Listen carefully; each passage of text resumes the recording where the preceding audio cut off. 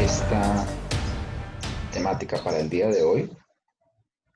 Voy a la segunda diapositiva.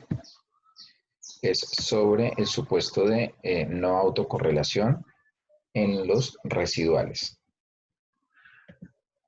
Listo, entonces, bueno, esta temática de no autocorrelación está en el capítulo número 12 del libro que estamos tomando como guía de Gujarati Porter de econometría. Ok, con relación a la naturaleza de la autocorrelación. Normalmente nosotros pues podemos llegar a tener datos de tipo transversal o de tipo temporal. En ese sentido, hay que tener en cuenta que los supuestos que nosotros hemos visto hasta ahora pues dependen del tipo de datos. Normalmente, por ejemplo, en datos de tipo transversal hay heterocedasticidad. Por el lado de los datos de tipo temporal, hay autocorrelación, normalmente. Um, Ahora, no existe razón previa respecto a la autocorrelación para creer que el término de error que corresponde a una familia o a una empresa esté correlacionado con el término de error de otra familia o empresa. Esto pues relacionado con los datos transversales. Sin embargo, en caso pues de que haya algún tipo de autocorrelación en las unidades transversales, como por ejemplo familias o empresas, se le conoce a esto como autocorrelación espacial, ¿ya? Por ejemplo, de que en clase, por poner un ejemplo, estaríamos pensando nosotros en unos datos de tipo transversal, dado que estamos en un momento del tiempo, por ejemplo, en una hora, y hay diferentes estudiantes en un salón de clase, y pueda que un estudiante se contagie del genio del estudiante que esté al lado, ¿ya? Y así sucesivamente. O un estudiante, por ejemplo, se contagie de la risa del que esté al lado. En ese caso, entonces, las acciones por parte de los estudiantes están autocorrelacionadas porque unas acciones influyen en las otras y viceversa. En ese sentido, por ejemplo, como decía acá, es posible que si las familias tomen decisiones de forma autocorrelacionada, estando, por supuesto, ellas cerca, entonces se le conoce a eso como una autocorrelación de tipo espacial. En nuestro curso no vamos a corregir ese tipo de autocorrelación, pero pues hay toda una técnica o técnicas para ello y está basado en la econometría espacial. Bueno, lo normal es encontrar autocorrelación en series temporales, lo que les decía hace un momento, y es posible que una variable en el periodo T se encuentre afectada por sus rezagos, por ejemplo, T-1 o T-2, etc. Un ejemplo de ello está relacionado con, con las ventas, ¿sí? En donde las ventas de un periodo T, ¿sí?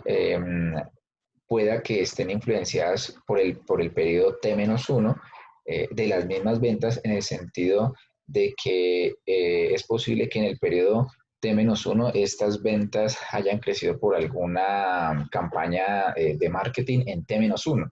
Entonces, el producto haya sido pues muy apetecido en este T-1, las ventas incrementaron por un choque, en este caso exógeno, pero ya en T, las ventas, no hay una campaña de marketing en T, pero en ese caso, como el producto ya fue apetecido en el periodo anterior, entonces en T nuevamente vuelven y crecen, pues porque las personas sí lo siguen demandando, ¿ya? Bueno, ejemplos de autocorrelación hay bastantes a través del tiempo. En los videos que puse, pues ahí colocan otros ejemplos para dar a entender este tipo de problema que se puede presentar en las series temporales. En términos generales, el término autocorrelación se define como la correlación entre miembros de series de observaciones ordenadas en el tiempo, como en datos de series de tiempo, o en el espacio si los datos son de tipo transversal. Formalmente se escribe de esta manera y es que la covarianza entre los residuales en T y bueno, S también es una variable en el tiempo, solo que es diferente, para T diferente de S, pero en el tiempo, en cualquier tiempo. Entonces decimos que la covarianza de los residuales para esta serie de tiempo, si son diferentes de cero, si esa covarianza es diferente de cero, entonces tenemos un problema de autocorrelación. Otra forma de escribirlo es de esta manera, que el valor esperado del producto punto entre estos vectores sea distinto de cero. Si eso es así, entonces tenemos problemas de autocorrelación. En este caso, pues podemos ver como un comportamiento en el tiempo a través de los residuales. Entonces, en el eje Y, por ejemplo, en la primera columna de los gráficos, tenemos en el eje Y los residuales, mi1 sub t, y en el eje X va a estar el tiempo. De manera que si se observa algún patrón en la distribución a través del tiempo de estos residuales, como un patrón sistemático, entonces hay altas probabilidades o hay evidencia gráfica de pensar de que los residuales están autocorrelacionados. Si nosotros graficamos los residuales en un diagrama de dispersión, donde en el eje Y, por ejemplo, tenemos el residual en el periodo T y lo rezagamos un periodo en T-1 y lo ponemos en el eje X, entonces se puede también observar un patrón sistemático en la dispersión de los residuales de T y T-1. Como fuentes de autocorrelación tenemos lo que es la inercia, y la inercia pues está relacionado con lo que les decía hace un momento, por ejemplo con el tema de las ventas, con el tema del consumo, de la inversión, del PIB, es decir, aquello que está relacionado con ciclos económicos, ¿sí? Una variable en macroeconomía, por ejemplo, en la mayoría de las ocasiones está correlacionada con lo que sucedió en el periodo anterior en esa misma variable. Entonces, si por ejemplo el PIB viene creciendo, él va a seguir creciendo, excepto que llegue un momento en el cual, por alguna razón, sea endógena o exógena la economía, comience a decrecer, ¿ya? Y si decrece, entonces, si está decreciendo, va a seguir decreciendo. Esto tiene que ver mucho también, por ejemplo, con el tema de las expectativas que los agentes tengan en la economía, ¿ya? Si, por ejemplo, los consumidores creen de que la economía va a caer, entonces su percepción, eh, su, su expectativa no va a ser la mejor para los siguientes periodos, excepto que haya, como lo dije hace un momento, un choque sí, un choque externo o también endógeno a la economía que provoque que esa expectativa por parte de los consumidores cambie, y entonces en ese sentido pueda que la economía por el lado de la demanda vuelva a crecer, ¿ya? Esto pues, como dice acá, por inercia, o sea, por temas de naturales, por temas endógenos mismos a las series económicas. Puede que también haya problemas de autocorrelación por sesgo de especificación y especialmente por el tema de variables excluidas. Aquí he traído un ejemplo sobre un modelo de demanda de carne de res. Supongamos que esta es la función de demanda a través del tiempo de la demanda de X. X pues es el producto, es decir, en este caso es la carne de res. Y entonces tenemos nosotros que la demanda del producto depende del precio de ese producto, del ingreso de los consumidores y de un precio de un bien sustituto, que en este caso sería el Y. La cuestión es la siguiente, que aunque este es el modelo correcto de esas tres variables, no se estima ese modelo, sino que por alguna razón se estima este modelo. Es decir, que se está excluyendo en este segundo modelo lo que es el precio de la competencia o no el precio de la competencia, el precio de bienes sustitutos, como por ejemplo, si esto es carne de res, pensemos en carne de cerdo o en el precio de la carne de pollo. En este sentido, entonces, comparando el modelo que se estima, el 2, con respecto al modelo correcto, vamos a tener que en el modelo número 2, el error E sub t tiene incluida la variable que se ha omitido. En este caso, entonces, el error del modelo número 2 tiene el precio del bien sustituto, ¿sí? Entonces, si nosotros estimamos este segundo modelo, lo más seguro es que haya un patrón sistemático en los residuales en este caso, E sub t, que es del segundo modelo, ¿sí? De estos residuales, debido a que hay correlación entre esos residuales o endogeneidad de esos residuales con el modelo econométrico, ¿sí? En este sentido, entonces, el valor esperado de los residuales de este modelo en diferentes puntos del tiempo va a ser diferente de cero. Por lo tanto, va a haber autocorrelación. Otra forma de autocorrelación que está también relacionada con el sesgo de especificación es una forma funcional incorrecta. Con relación a esto, entonces también supongamos que el modelo correcto en una empresa para analizar lo que es la relación costo-producción es este que ustedes están viendo acá, donde el costo depende de la producción Q y depende de la producción al cuadrado. Ahora, ¿por qué al cuadrado? Porque aquí estamos hablando explícitamente del costo marginal, ¿ya?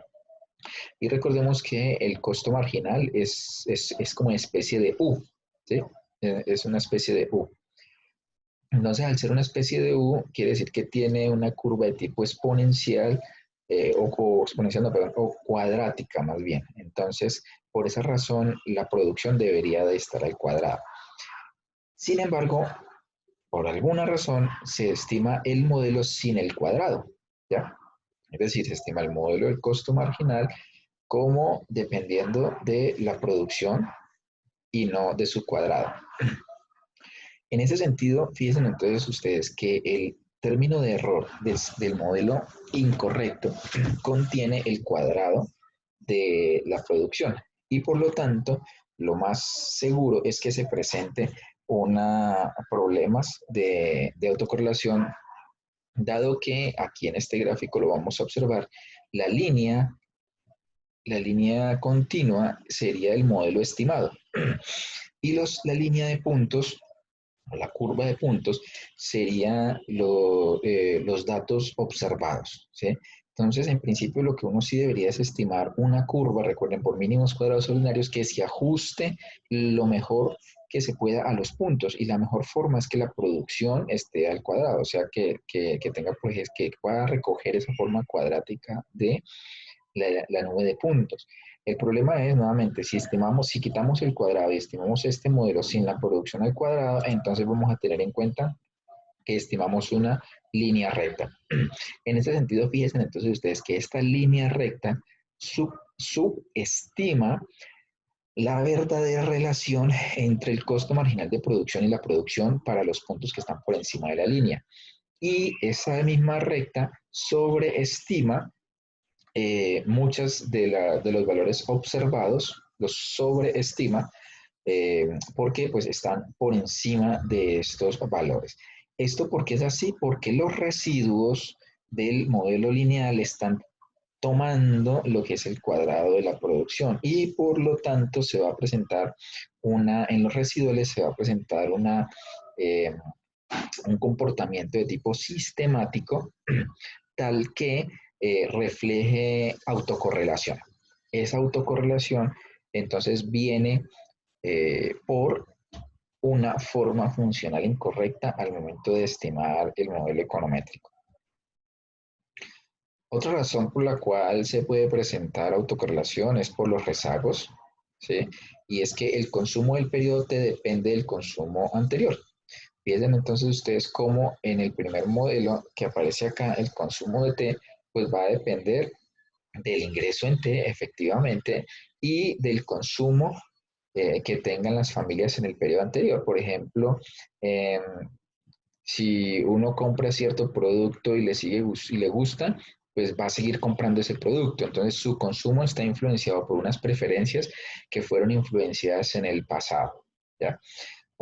Con relación, por ejemplo, al empleo, pues también si uno estima el empleo sin solo para la inversión actual, no está teniendo en cuenta que el empleo también depende de la inversión en el periodo anterior.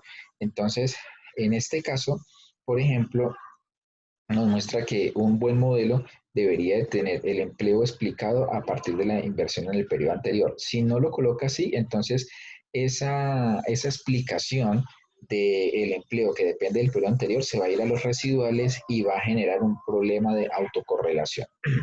En ese caso, entonces, hay que tener en cuenta los rezagos. La manipulación de datos, temas de interpolación o extrapolación, por ejemplo, cuando hay datos faltantes en dos periodos, a veces las personas interpolan y eso pues puede generar un problema de autocorrelación, porque quiere decir entonces que el dato que se interpoló con el periodo siguiente, con el dato siguiente, van a estar afectados pues por ellos mismos, ¿no? Porque el dato interpolado es precisamente como un promedio del dato siguiente y del dato anterior. Y si se extrapola, pues es lo mismo hacia futuro, ¿ya?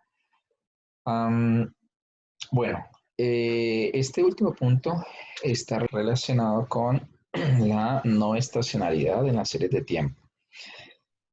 Se dice que una serie de tiempo es estacionaria cuando la media, la varianza y la covarianza son constantes a través del tiempo, es decir, no van a variar, ¿ya?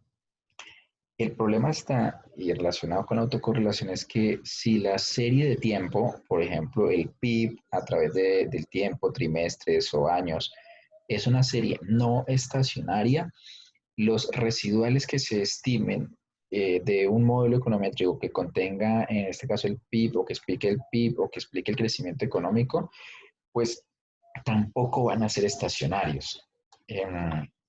Inicialmente, uno podría decir que los residuales van a mostrar este patrón o este esquema que ustedes están viendo acá, esta ecuación, en donde los errores en el periodo T van a depender de los residuales o de ellos mismos en el periodo anterior, ¿sí? Multiplicado por un coeficiente ρ sub 1. Este ρ que ustedes están observando ahí va a ser, va a ser el coeficiente de covarianza, o bueno, en otras palabras, podría también medir el coeficiente, no es el coeficiente de correlación, sino realmente es el coeficiente de covarianza entre los residuales, pero que sirve también para medir la autocorrelación que hay en el modelo econométrico, ¿sí? Ojo, este patrón que ustedes están viendo acá de los residuales en el periodo T explicados a partir de los residuales en el periodo inmediatamente anterior, más unos, bueno, residuales también, pero ya de esta ecuación, ¿sí? Provienen de una ecuación como esta que ustedes están viendo acá, de la de arriba, ¿sí? O sea, este mu sub t, hagan de cuenta que si el consumo en el periodo T es no estacionario, ¿sí? Eso indica que los residuales mu sub t se comportan de esta forma. Cuando se comportan de esta forma, se conoce como un esquema autorregresivo de orden 1 y en econometría se suele denotar como AR1, ¿ya? En caso, por ejemplo, aquí de que existiera lo siguiente, mu sub t igual a ρ1 por mu t menos 1 más un ρ2 por mu sub t menos 2, estaríamos hablando de un esquema, ¿sí? Un proceso estocástico autorregresivo, auto porque es él con él, pero regresivo porque es él con respecto a un rezago y con respecto a dos rezagos, se denotaría como un AR2. En este caso, entonces, es un autorregresivo, es el error con él mismo, solo que rezagado un periodo. Por lo tanto, es un AR1. De aquí que es muy importante que nosotros tengamos en cuenta, que tengamos que tengamos en mente el RO, ¿sí? Ahora, este RO es el coeficiente de covarianza, el coeficiente de covarianza, pero se interpreta, les decía hace un momento, como un coeficiente de autocorrelación de primer orden, ¿sí? Bueno, más que darle nombres a eso, de covarianza o aquello, yo por eso no la puse acá. Lo que me interesa es esto, que ustedes puedan reconocer que ρ en este proceso, en esta ecuación, se interpreta. La interpretación es como un coeficiente de autocorrelación, ¿ya? De primer orden. ¿Sí? ¿Por qué de primer orden? Nuevamente por el rezago de orden 1 que hay en la variable mío. ¿Sí?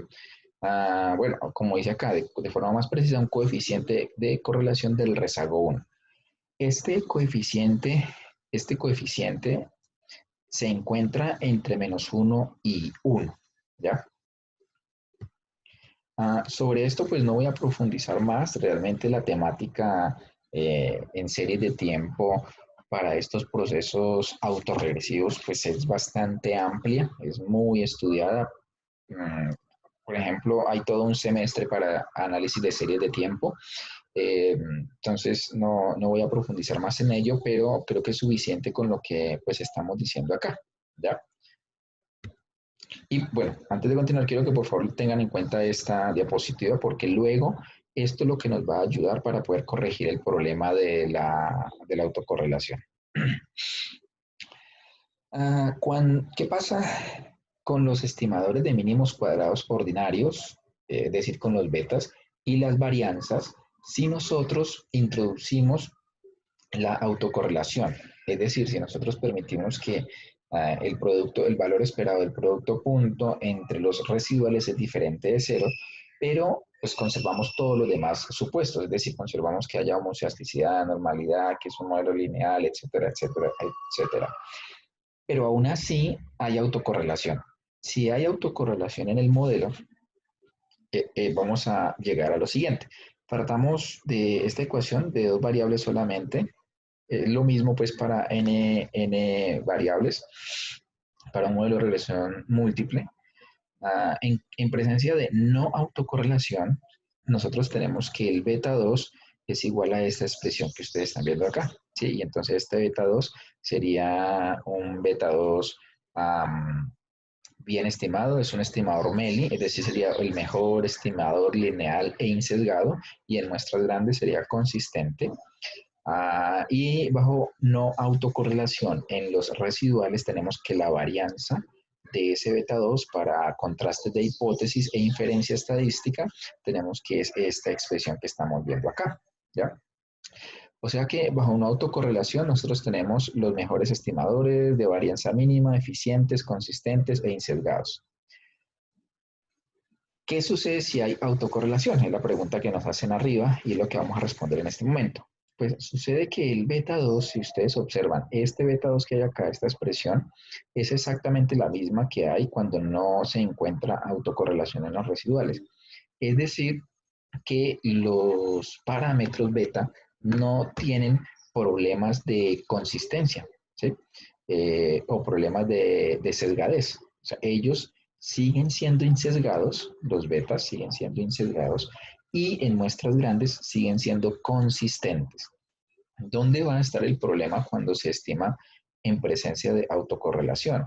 En este punto de las varianzas estimadas.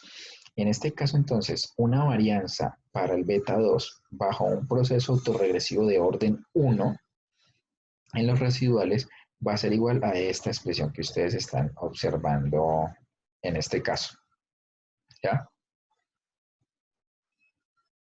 O sea, es bastante extenso, pero bueno, más allá de ello, lo que importa aquí ver es que esa varianza ya no es la varianza mínima, ¿sí?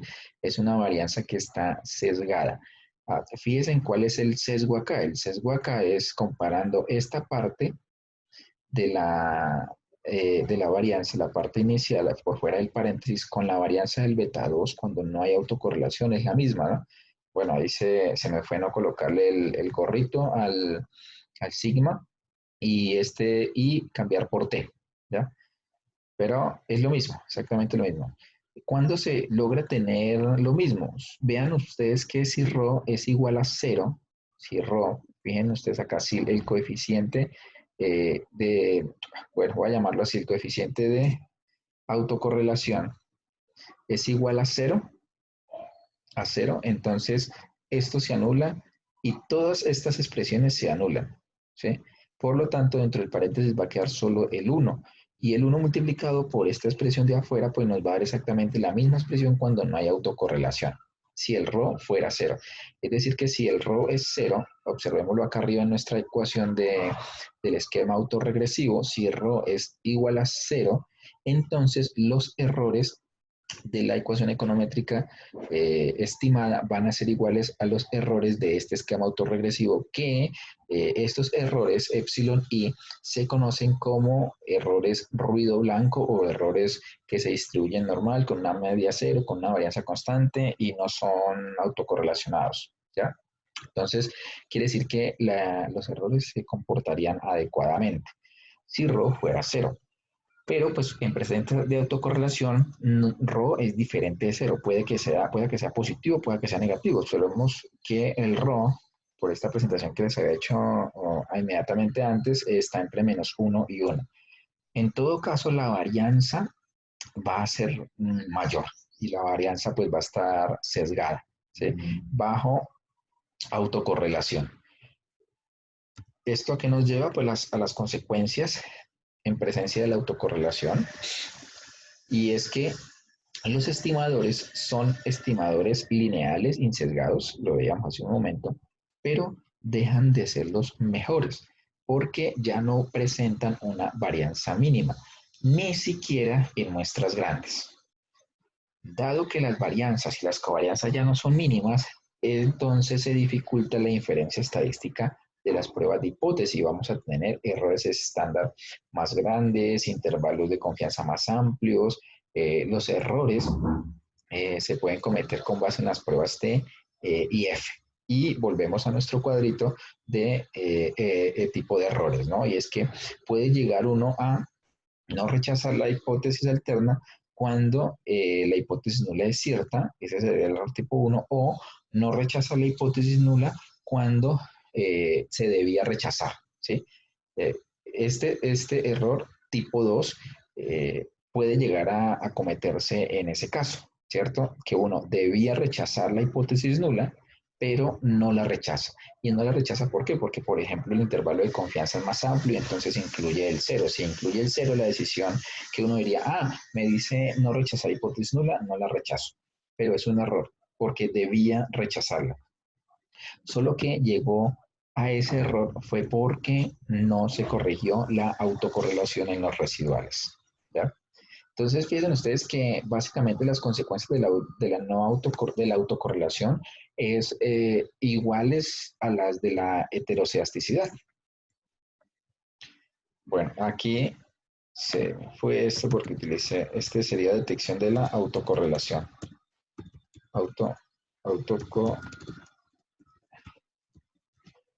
Detección de la autocorrelación.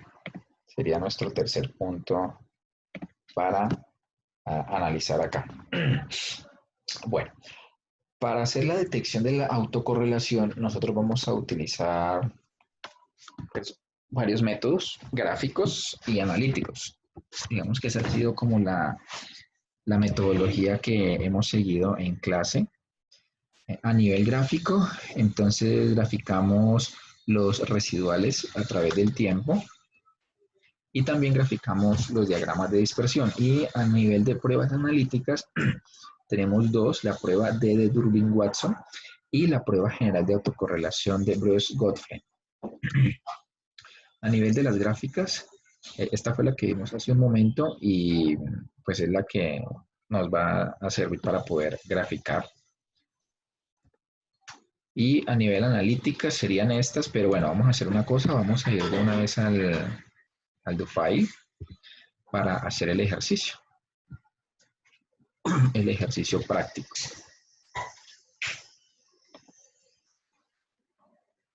Listo, entonces aquí ustedes están ya viendo el DoFile.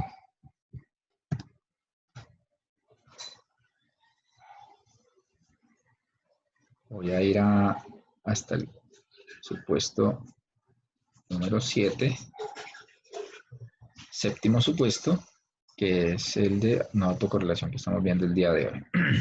Entonces, en este caso voy a utilizar unos datos de demanda Son estos datos que ustedes están viendo ahí en el Excel.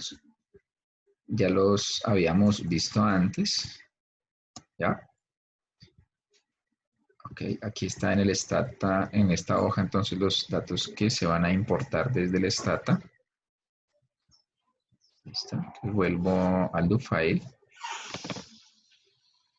y comienzo pues a correr el código. SLS, importar los datos y este comando para que me guarde resultados si quisiera. Control D, voy a la ventana de resultados, le doy que me describa la base de datos, efectivamente ahí están, se pueden verificar entrando al editor de datos. Listo, entonces fíjense que ya quedaron bien importados. Y como los datos son de tipo trimestral, entonces voy a decirle que me reconozca esa base de datos como una serie de tiempo. En este caso es muy importante que si nosotros estamos trabajando solo con series de tiempo, entonces le digamos efectivamente al Stata que nos reconozca esa base de datos como una base de datos temporal. Sobre todo porque una de las pruebas que nosotros vamos a hacer tiene que ver con eso, tiene que ver con que en el Stata se debe reconocer a la base de datos como temporal. Entonces, en ese caso, pues aquí están los comandos para hacer la transformación o el reconocimiento de la base de datos de forma temporal. Bueno, el que me ordene las variables.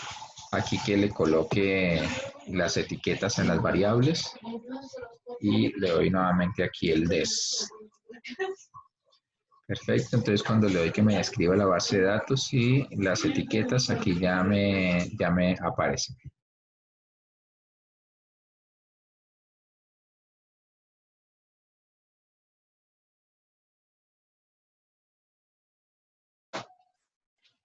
Ok, entonces aquí volvemos al do file y vamos a empezar en el do file el análisis de la nueva autocorrelación habiendo importado la base de datos. Entonces lo primero que vamos a hacer es la regresión de, voy a ampliarlo acá, aproveche que se puede ampliar.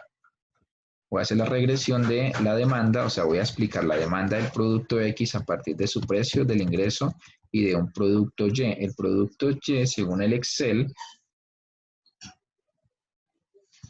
el Y es a ver, creo que es la hamburguesa, 4.250.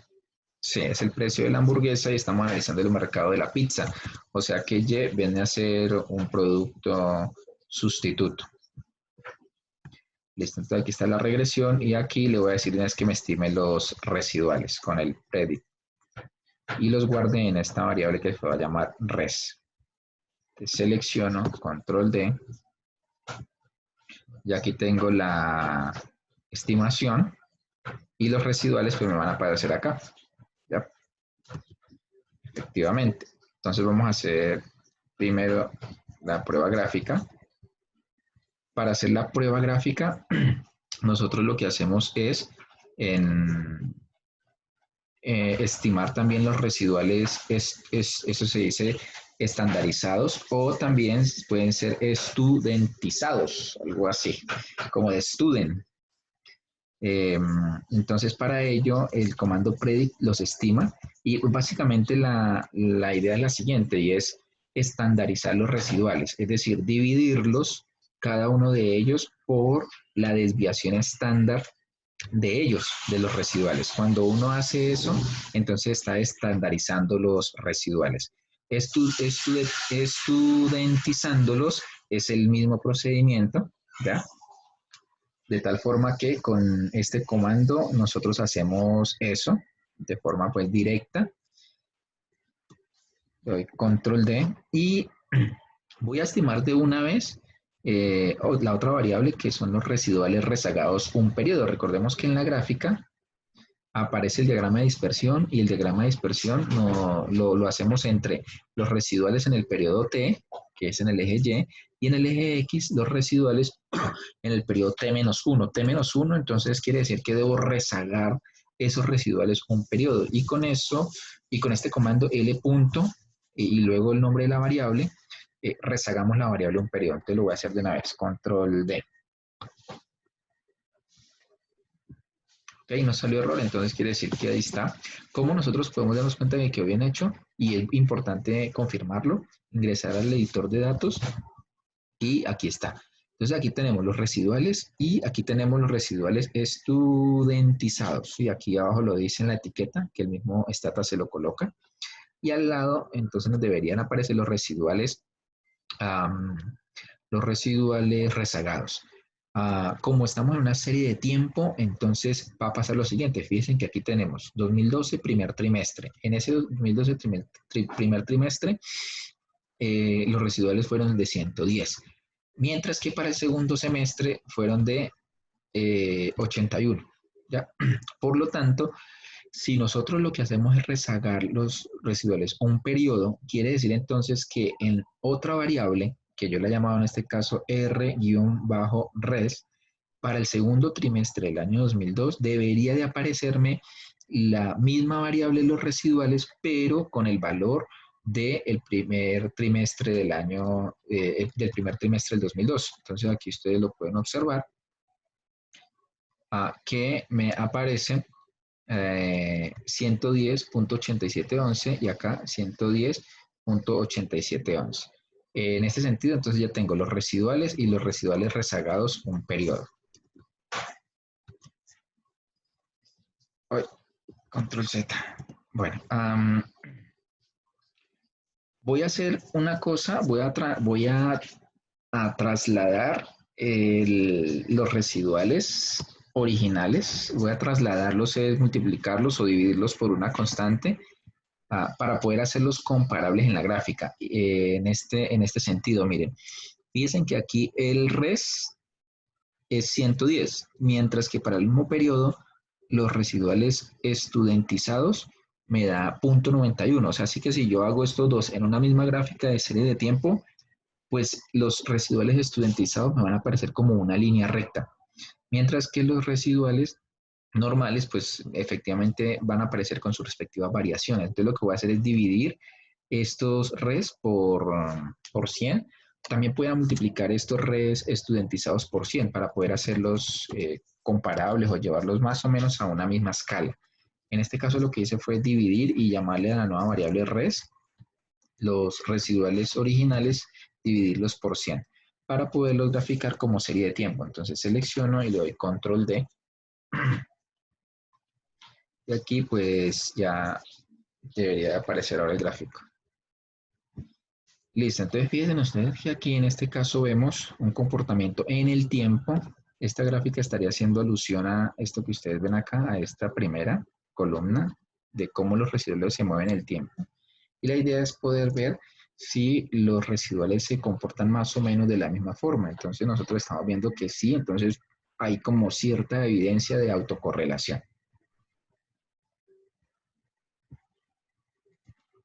Por el otro lado, por el lado del diagrama de dispersión, entonces utilizamos el scatter y graficamos el res y el rezago, que es R-res. Control D, aquí está. Bueno, es muy probable que la nube de puntos se vea dispersa por la escala, ¿sí? Pero seguramente si nosotros ampliáramos un poco más la escala del eje X y Y, se va dando cuenta que ellos se van como uniendo. ¿Y qué podría uno observar aquí? Más o menos que si uno aumenta la escala, pues no va a haber un punto, una nube de puntos, sino que lo que puede llegar a ver es una línea, ¿sí? Con pendiente positiva. No es claro del todo el gráfico, exacto, pero pues más o menos lo que uno podría evidenciar es eso, ¿sí? Que hay como una línea de puntos positiva, pero bueno, no es claro, sinceramente no es claro, el gráfico no es perfecto pues como lo muestra acá, pero es lo que quiero decirles, si uno amplía la escala más o menos se podría llegar a encontrar algo así como lo que muestra este diagrama de dispersión. Bueno, aquí luego voy a seguir con el método analítico, entonces vamos a continuar en las diapositivas para seguir haciendo el respectivo análisis del método analítico. Con relación entonces a las pruebas analíticas, les decía que hay dos. Tenemos la primera prueba de Durbin-Watson. Esta prueba lo que nos dice es lo siguiente, que el D de Durbin-Watson es aproximadamente igual a 2 veces 1 menos el coeficiente de autocorrelación. ¿Sí?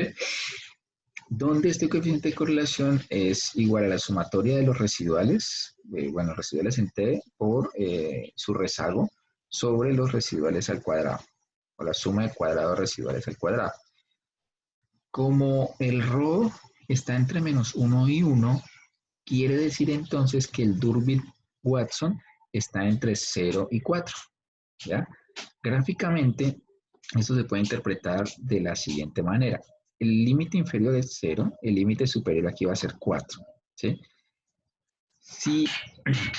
Si el Durbin-Watson, este que vemos acá arriba, la D, este D minúscula, cae en alguna de estas zonas, entonces se toma la decisión. Entonces, por ejemplo, si cae en esta zona, diríamos que hay una autocorrelación de tipo positiva, AR1.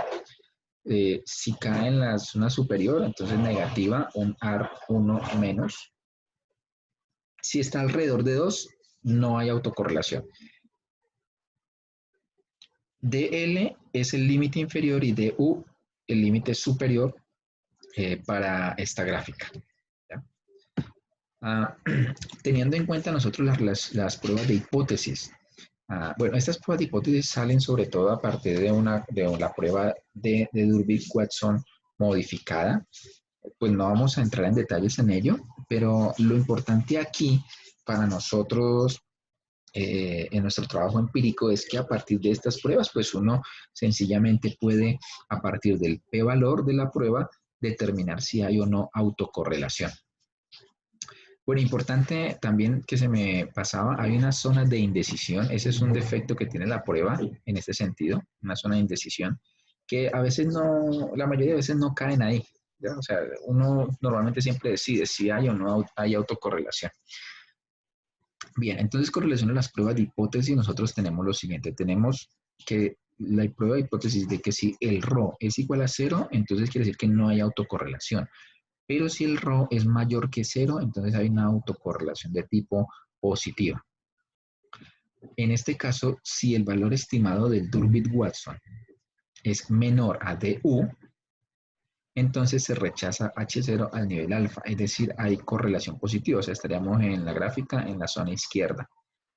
Por el otro lado, si el valor estimado de 4 menos D, que estamos analizando en la gráfica la parte superior, ¿sí?, es menor a DU, entonces se rechaza H0 al nivel alfa y diríamos que hay una correlación de tipo negativa. Por eso la prueba de hipótesis ahora es el ρ menor que 0 o el ρ igual a 0.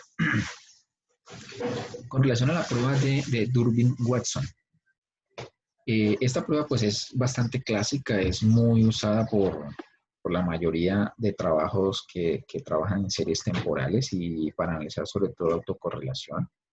Solo que hay que tener en cuenta lo siguiente y no olvidarlo. Uno, que las variables explicativas, o sea, la matriz X no es estocástica. Dos, que el término de error debe seguir una distribución normal, ¿ya? Por lo tanto, nosotros sí debemos garantizar que el error en un principio siga una distribución normal y pues hacer las respectivas transformaciones para ello.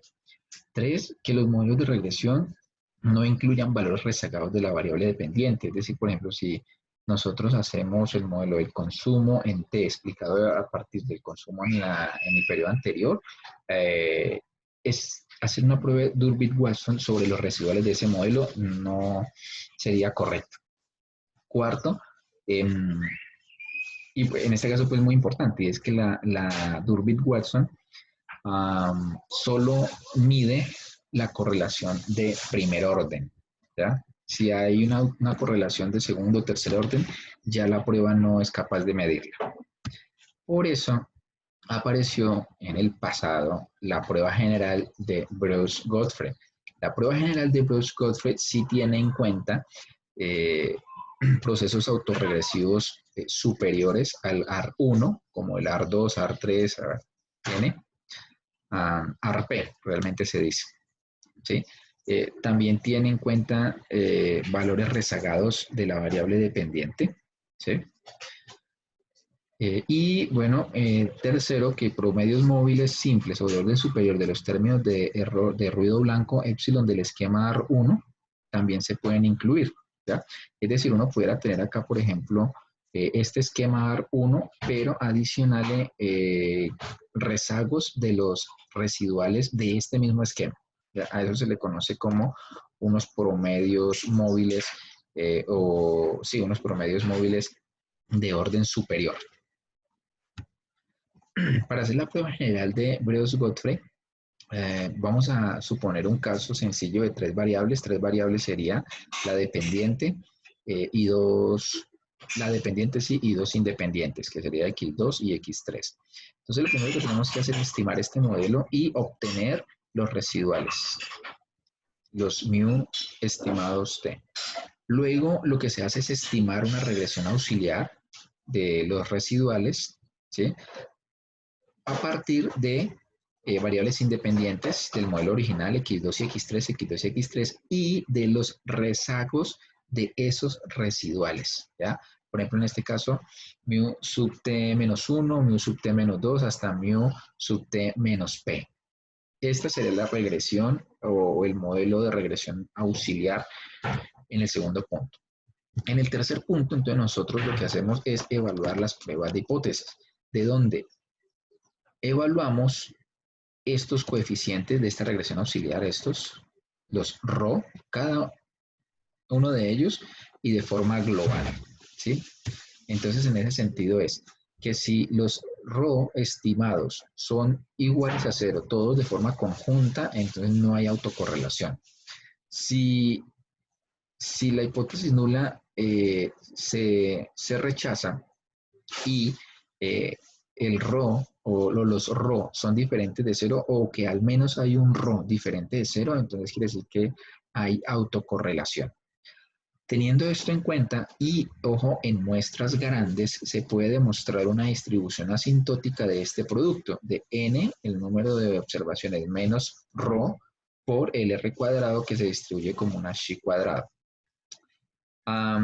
Teniendo eso en cuenta, entonces pasaría uno al cuarto punto de decisión, que es para un nivel de significancia alfa dado, si la chi cuadrado calculada es mayor a la chi cuadrado tabulada, entonces lo que se hace es rechazar la hipótesis nula y habría autocorrelación. Relacionado con el p-valor, que es como nosotros lo hemos venido aprendiendo, entonces tenemos que si el alfa es menor al p-valor, pues no se rechaza la hipótesis nula. Si el alfa es mayor al p-valor, se rechaza la hipótesis nula. Y este sería como el grafiquito que pues ya hemos venido tratando. Importante lo siguiente, y es que para esta prueba de autocorrelación de Breus-Godfrey, nosotros suponemos homocelasticidad en los residuales, ¿ya? Es decir, homocelasticidad aquí en mu. En mu sub t o suponemos la homocelasticidad, ¿ya? En ese sentido, pues antes de autocorrelación deberíamos nosotros de evaluar si hay homocelasticidad o no la hay. Bueno, entonces que miremos las pruebas en el STAT ahora.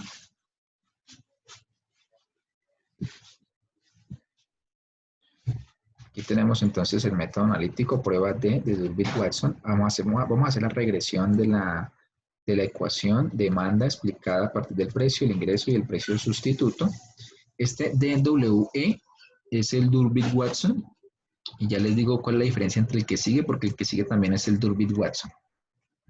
Entonces selecciono los tres y le doy control D. Bien, el resultado ya me sale acá, en la ventana de resultados. Bueno, una cosa de procedimiento, miren, es muy probable que cuando ustedes corran la prueba de Durbin-Watson, esta DWE, no les aparezca y por lo tanto haya un error. Entonces recuerden que en ese caso deben darle help DWE. A mí ya me aparece el texto porque lo instalé, pero es probable que aquí a ustedes les aparezcan como muchas fuentes para instalarlo. Busquen, si mal no recuerdo, está como en la quinta o sexta posición de los links que aparecen acá.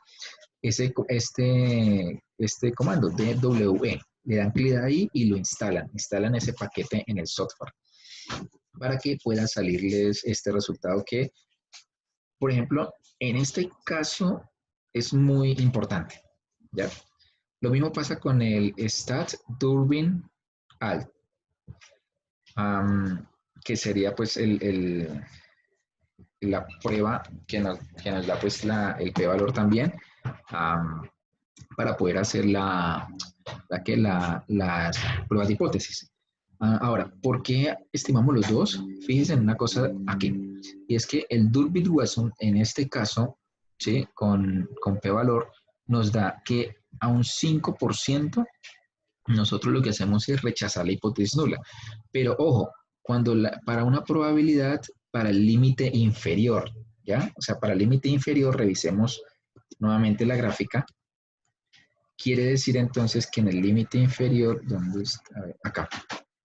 La Durbin-Watson, en el límite inferior estaríamos hablando de una autocorrelación de tipo positiva. Miren acá. Si el valor estimado de la D es menor que la de U, eso lo estamos evidenciando a través del p-valor que nos está dando en este caso, ¿sí?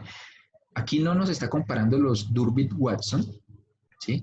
Pero mucho mejor que ello es que nos está dando el p-valor para decidir sobre esta prueba de hipótesis, ¿sí? Entonces, en este caso, como el p-valor, ¿sí? Es menor al 5%, entonces dice uno, al 5% hay correlación positiva. ¿Por qué? Porque rechazo la hipótesis nula, ¿sí? Mientras que hacia el límite superior no rechazo la hipótesis nula, al 10%, por ejemplo, si no se rechaza. Y en ese caso entonces no habría autocorrelación. No rechaza que el rol sea estadísticamente igual a 0. Ahora, si miramos la prueba general, fíjense en que da 0.17, o sea que uno diría, no hay problemas de autocorrelación serial. Aquí les plantean a ustedes la hipótesis nula, no hay correlación serial, ¿sí? La cuestión es que esta prueba es general y esta prueba es específica para las colas, ¿sí? Para ver si hay evidencias de autocorrelación positiva o negativa. Entonces, por esa razón, es mejor tener las dos. En este caso, como hay una correlación, estadísticamente hay una evidencia acerca de correlación de tipo positiva, entonces debemos buscar la forma de corregir. Bueno, hagamos la prueba con Breus-Gottfried. Control D, selecciono, ese es el comando. Y bueno, nos va a dar un resultado similar al anterior del Durbin-Watson general, y es que rechazamos la hipótesis nula. Al no rechazar la hipótesis nula, por ser mayor que el 10, entonces en términos generales le decimos que no hay una correlación serial.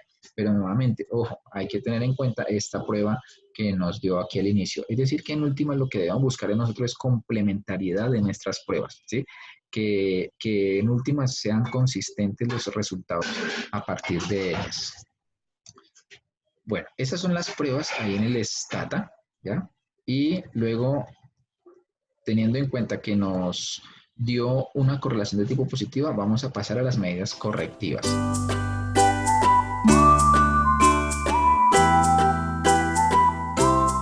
En el caso entonces de que tengamos autocorrelación, miremos las medidas correctivas.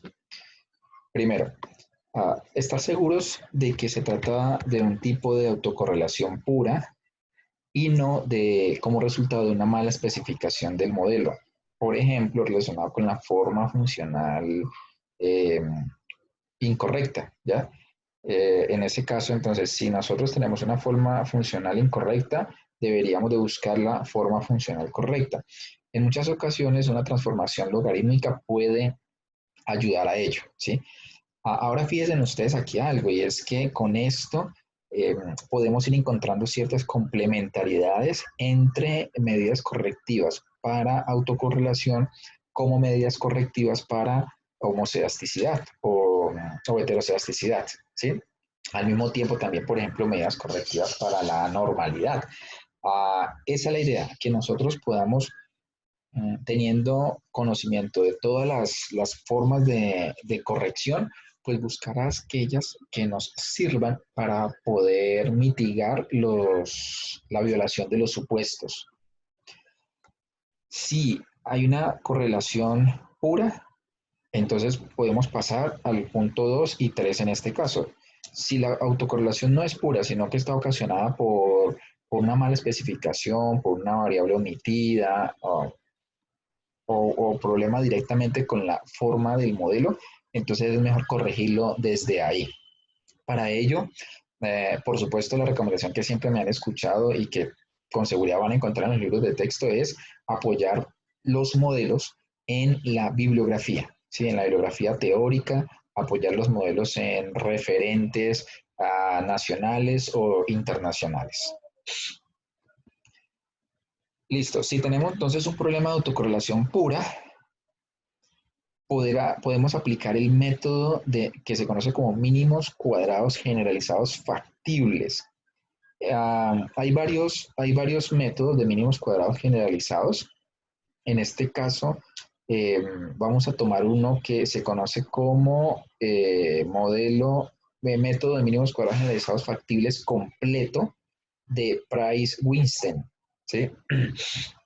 Esto, bueno, yo solamente traigo como uno de varios, pero esos varios ustedes lo van a poder encontrar ahí, por ejemplo, en el libro de Gujarati, en el capítulo 12, pueden entrar y leer acerca de este método de mínimos cuadrados generalizados. La idea básicamente es la siguiente, y es que se pueda corregir las estimaciones de las varianzas y covarianzas, ¿sí?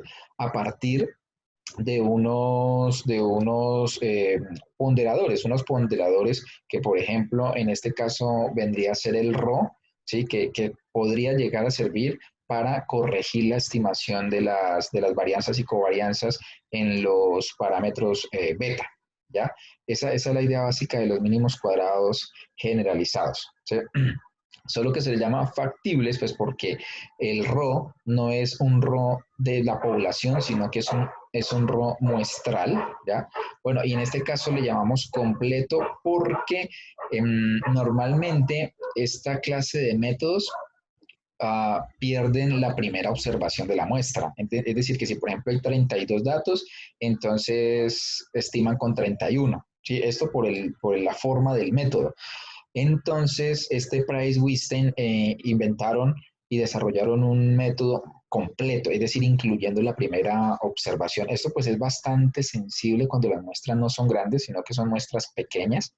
Entonces, omitir la primera observación puede generar problemas serios de sesgadez o de inconsistencia. Bueno, de sesgadez porque estamos en muestras pequeñas. En ese sentido, si la muestra es grande, pues no habría tanto problema en aplicar el uno o el otro. Pero bueno, en todo caso, pues si uno tiene la solución a través de un método que es completo, es mejor aplicarla pues de entrada. Importante también tener en cuenta que esto solo aplica en muestras grandes, como la mayoría de métodos de mínimos cuadrados generalizados. Eh, Tres, con relación bueno, teniendo en cuenta también muestras grandes, se puede hacer una estimación por MCO. Fíjense aquí la diferencia.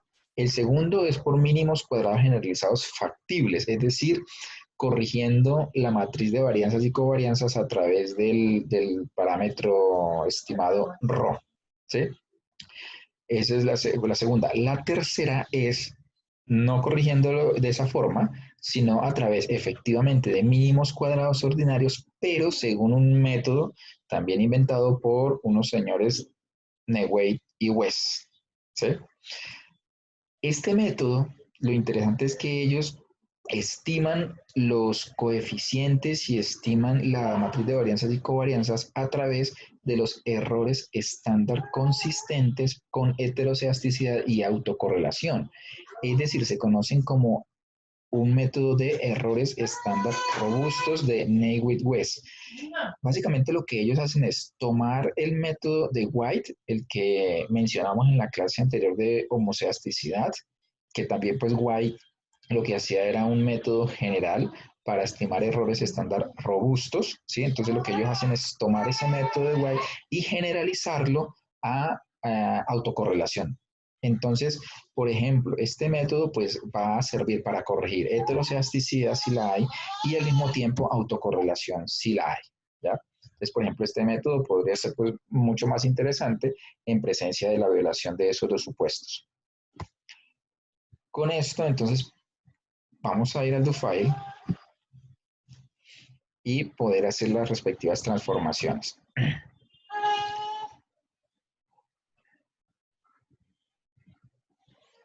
Ok, entonces lo primero es transformar las variables en logaritmos. Vamos a hacerlo de esa manera y estimar en logaritmos y hacer la prueba del Durbit-Watson. Entonces, transformo las variables dependiente e independiente en logaritmos, o sea, un modelo log-log.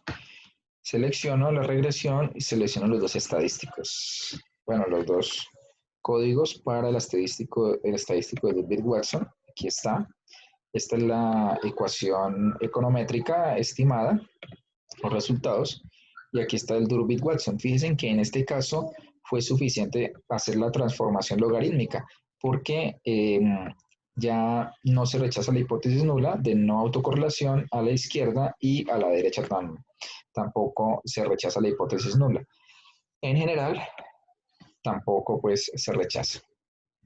Correlación al estadístico de Gottfried o a la prueba. Tampoco se rechaza la hipótesis nula, el p-valor es mayor que el 10%. Vamos a hacer la corrección ahora. Este punto anterior fue transformando variables. Ahora hagamos la corrección con mínimos cuadrados generalizados completo de Price-Weinstein. Entonces, en este caso, el código es price, y dejamos las variables como estaban en el modelo inicial. Y adicional, vamos a hacer una cosa, le vamos a añadir este comando que es diciéndole estímenos el modelo, pero también teniendo en cuenta unos errores estándar robustos, ¿ya? Entonces los selecciono, le doy control D y aquí está la regresión.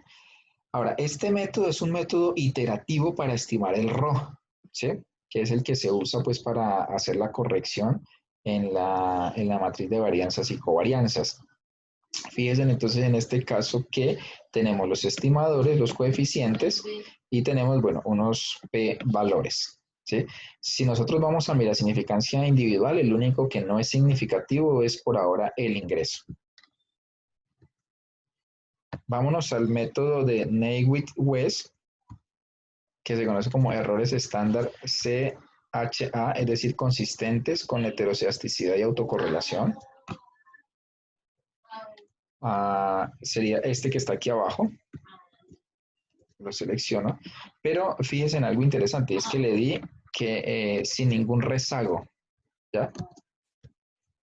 Porque el método de Naiwit-West pues utiliza rezagos para poder hacer pues la estimación de errores estándar robustos, consistentes con heterocedasticidad y autorregresión.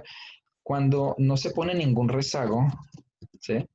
Esto es igual a estimar por mínimos cuadrados ordinarios, pero con una matriz de varianzas y covarianzas robusta. Fíjense ustedes acá que los resultados son exactamente iguales.